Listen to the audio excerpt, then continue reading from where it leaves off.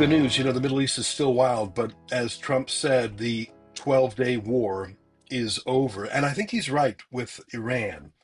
They're exhausted. Frankly, I think Israel is exhausted some of its anti-missile systems.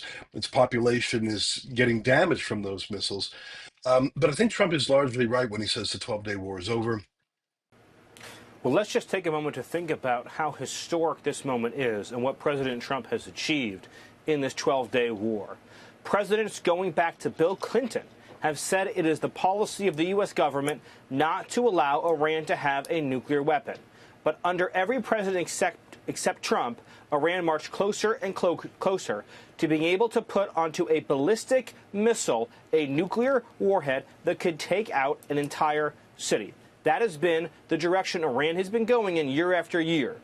President Trump took action flawlessly through the United States military to obliterate Iran's nuclear sites and to stop them through the use of military force from having a nuclear weapon.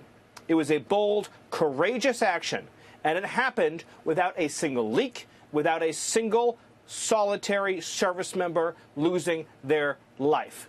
Everyone said, who was a critic of this action, that it would lead to World War III, and instead we have a ceasefire, and instead we have the beginnings of a new era of stability and peace and security in the Middle East. President Trump, once again, has demonstrated that he alone has the wisdom, the judgment, the strength, and the courage to see this nation through the most dangerous challenges we face around the world. I think their retaliation against the American strike on their nukes by lobbing some ineffectual missiles to Qatar after warning Qatar, I think that was a largely symbolic reaction because they knew if they actually fired back in a serious way, America would flatten them. Um, Weirdly, Mark Carney, who has no role in this, no one in the White House or in Israel or Tehran says, "What does Mark Carney think?" He went on TV and seemed to suggest that he was fine with Iran firing missiles at Qatar. I mean, what do you think of this? Am I overreading it?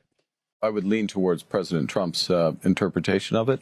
The military action was also a diplomatic move by Iran. It was, we never welcome, obviously, hostilities and reactions, but it was proportionate. It was de-escalatory.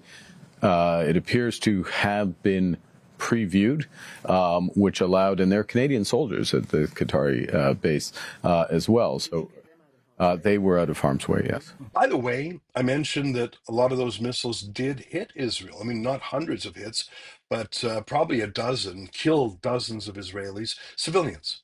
I mean, I'm unaware of any Israeli military casualties, but they were just shooting at apartment blocks. Where was Mark Carney's denunciation of those missile attacks on Israeli civilians, including the Iranians actually hit an Israeli hospital in the city of Beersheba, which, by the way, there's a lot of Arabs there. It's about half Arab. Um, the liberals denounced every move that Israel made in Gaza, even though Hamas deliberately hid behind civilian targets, including hospitals. So that was Hamas deliberately trying to incur civilian casualties for a propaganda win. Where was Mark Carney when it was Iran deliberately targeting civilians, and Israel trying its best to shoot them down, but failing? It's obvious Mark Carney is in thrall of Islamism. He can read the demographics as well as anyone else. In a way, though, Trump is wrong if he says the war is over. A war isn't over just when the shooting stops. That could be a tactical truce. In Arabic, a hudna, which is to deceive the other side while you secretly rebuild in order to attack again. A war only ends when you conquer the enemy's mind. He might actually be stronger than you, but if he is conquered psychologically, the war is over. On the other hand, you could devastate him militarily, but if he doesn't feel conquered, he isn't. It's one of the reasons why the Allies nuked Japan after the Second World War, but still, there were individual Japanese soldiers still fighting in the jungles in the Philippines, for example, for more than a decade after the bombs. In Germany, even after that country had been overrun by both the Allies from the West and the Red Army from the East, there were still die-hard Nazi partisans who would not stop fighting. I think that's how it is with Hamas and the Ayatollahs in Iran. They haven't been conquered mentally. They still want to kill all the Jews, kill America, kill the great Satan, kill the little Satan. They have not been cured of their cult. Um, and by the way, it is killing Jews. It's not the Zionists.